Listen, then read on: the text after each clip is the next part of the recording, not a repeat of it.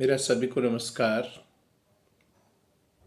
मैं आज आप लोगों को एक कहानी सुनाऊंगा। ये कहानी मुझे कहाँ से मिली ये समझने की ज़रूरत है।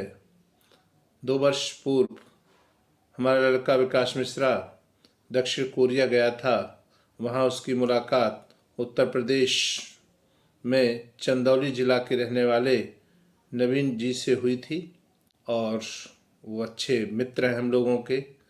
वो परिवार सहित हमारे यहाँ आए भी गाजियाबाद, और वो सामाजिक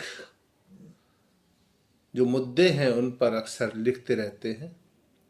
तो उन्होंने एक कहानी लिखी है कि दीनानाथ को मटरू क्या घर वापस ला पाएगा या डॉक्टर रॉय दीनानाथ जी को घर वापसी करवा पाएंगे। कहानी कुछ इस तरह से है कि दीनानाथ जी परिवार में रहते थे, बहुत ही सामाजिक व्यक्ति थे।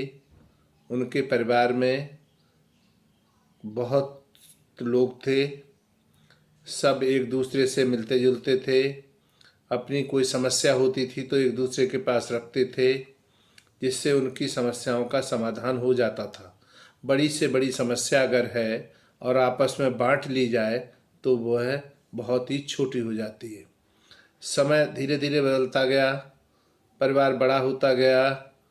अब दीनानाथ जी अपने बच्चों के साथ अलग रहने लगे, भाई उनके अलग रहने लगे। दीनानाथ बहुत ही सामाजिक व्यक्ति थे। वह लोगों की बातें सुनते थे, कम बोलते थे, क्योंकि उन्हें मालूम है कि आज के ज़माने में सुनाने वाले बहुत हैं, सुनने वाले बहुत कम हैं। तो दीनानाथ जी बातें सुनते थे, लोग उनके पास अपनी समस्याएं लेके आते थे, जिसको वह बड़े तार्किक ढंग से समझा देते थे और लोगों की समस्याओं का समाधान करते थे। उन्होंने अपने बच्चों को बड़े अच्छे संस्कार दिए थे। वे क्योंकि गांव में रहते थे इसलिए उन्होंने जानवरों को भी पाल रखा था। उनके यहाँ 3-3 कुत्ते भी थे। जबकि गांव के लोग ये कहते थे कि दीनानाथ जी व्यवसाय के लिए जानवरों को पालते हैं, लेकिन कुत्तों से वह क्या व्यवसाय करते लोगों को जानकारी में नहीं था। हुआ ये कि धीरे धीरे समय बीतता गया, दीनानाथ जी बुजुर्ग होते गए, और जब आदमी बुजुर्ग हो जाता है तो फिर उसकी बहुत कम लोग बात सुनते हैं। तो वो धीरे से अपने कमरे में अलग रहने लगे। उनका एक लड़का था मटरू, जो उनका बहुत ख्याल रखता था। वो हर चीज़ को हर समय पर उन्हें उपलब्ध कराता था। सुबह का नाश्ता, दोपहर का भोजन, शाम का भोजन, बिस्तर, सब की बड़ी चिंता करता था। एक दिन वह बाजार गया और बाजार से एक टेलीविज़न लाया और पिताजी को देकर कहा कि पिताजी आप अकेले रहते हो तो आपका मन लग जाया करेगा। दीनानाथ जी के मन में भी था कि वह भी रामायण महाभारत को देखें, तो वो उसे लेकर बैठ गए। जब वो बैठ गए लेकर, तो वो अक्सर उसी में मिलते जुलते रहते थे और समाचार तथा विभिन्न कार्यक्रमों को वो देखते थे। उन्हें अच्छा लगता था। लड़कों ने जब देखे कि दीनानाथ जी बुजुर्ग होते गए तो बच्चों ने उनकी जो भी जानवर पाल रखे थे उनको बेचना शुरू किया। उन्हें बड़ा दुख होता था। दीनानाथ जी जिस दिन कोई बालक उनके जानवरों को बेचता था तो वो शहर में चले जाते थे और लौट के आके उन्हें पता लग जाता था कि खूंटा खाली है। इससे उन्हें बहुत दुख होता था और वो उस दिन उस भोजन भी नहीं करते थे। लेकिन धीरे धीरे बच्चों ने सारे जानवरों को बेच दिया। कुत्ते भी सब हट गए। एक कुत्ता मोती रह गया जो सिर्फ चौकीदारी का काम करता था। समय बीतता गया, दीनानाथ बुजुर्ग होते गए, उनकी माथे पर सिलवटें आ गईं, नसें दिखाई देने लगीं। एक दिन रात को मोती उनके पास आया। मोती ने उनके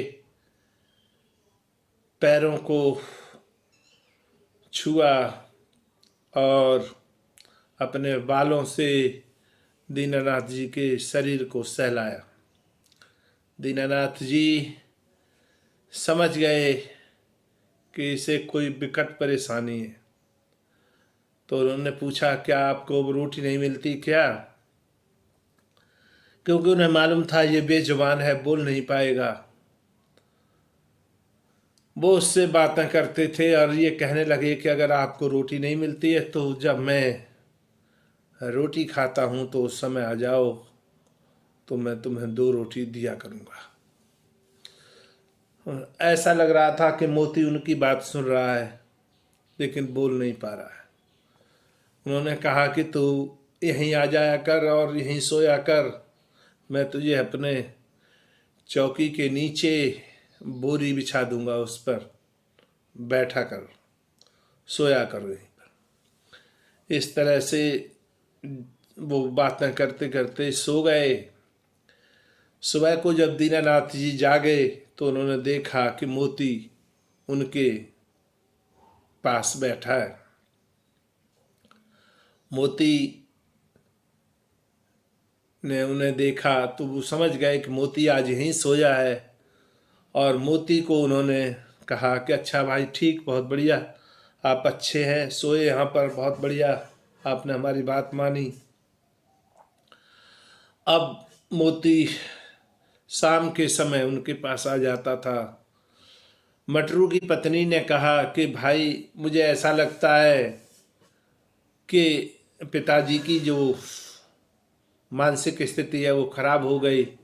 वो पूरी पूरी रात बड़बड़ाते रहते हैं, इन्हें कहीं दिखा लो, मानसिक डॉक्टर को दिखा लो, नहीं तो बहुत बड़ी परेशानी हो जाएगी, मैं कुछ नहीं कर पाऊंगी और मेरे बस का नहीं है कि जो कर पाऊं, तुम ही बैठना, अपना समय देना।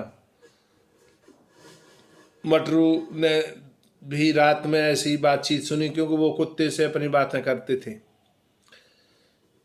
बाद में मटरू उन्हें ये कह के बाहर ले गया कि पिताजी चलो, हमारे एक मित्र हैं, उनसे मिलवा के लाते हैं। और उसने डॉक्टर से बात कर रखी थी कि डॉक्टर जी, हमारे पिताजी की जो मानसिक स्थिति है वो खराब हो चुकी है, उनका इलाज करिए। डॉक्टर साहब जो मानसिक डॉक्टर होते हैं वो थोड़ी बातचीत वगैरह करते हैं, साइकोलॉजी देखते हैं।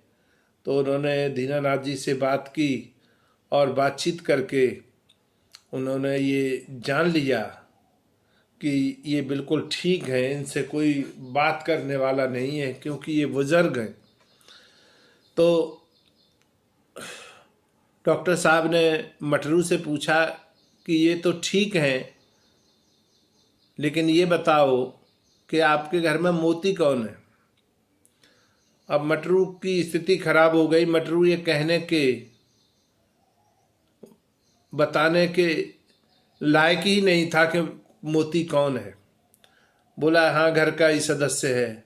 बोले, ठीक है, उनसे बातचीत वो करते हैं, ठीक है, ले जाओ घर। जब वो घर लेके आए तो पत्नी ने कहा, कहो, मैंने कहा था ना बीमार है, ये वो है, ये वही बात निकली, रिपोर्ट दिखाओ, ये करो वो करो। लेकिन उन्होंने कहा ऐसा कुछ नहीं है, पिताजी ठीक हैं, पिताजी से कोई बात करने वाला नहीं है, बुजुर्ग आदमी हैं, बुजुर्गों से कोई बात नहीं करता है। तो मेरे कहानी का यही शीर्षक है, मैं यही शिक्षा देना चाहता हूँ कि घर में जितने भी बड़े बुजुर्ग हैं उनसे बातचीत करनी चाहिए, उनका ख्याल रखना चाहिए, क्योंकि बुजुर्गों की बात कोई सुनता नहीं है। आज के ज़मानों में सुनने वाले नहीं है, मजाक उड़ाने वाले लोग हैं, तो उनका ध्यान रखें। मुझे लगता है कि ये कहानी आपको अच्छी लगी होगी, और यदि आप चाहेंगे तो मैं इस कहानी को आपको भेज भी सकता हूँ जो लिखित में है। Thank you very much.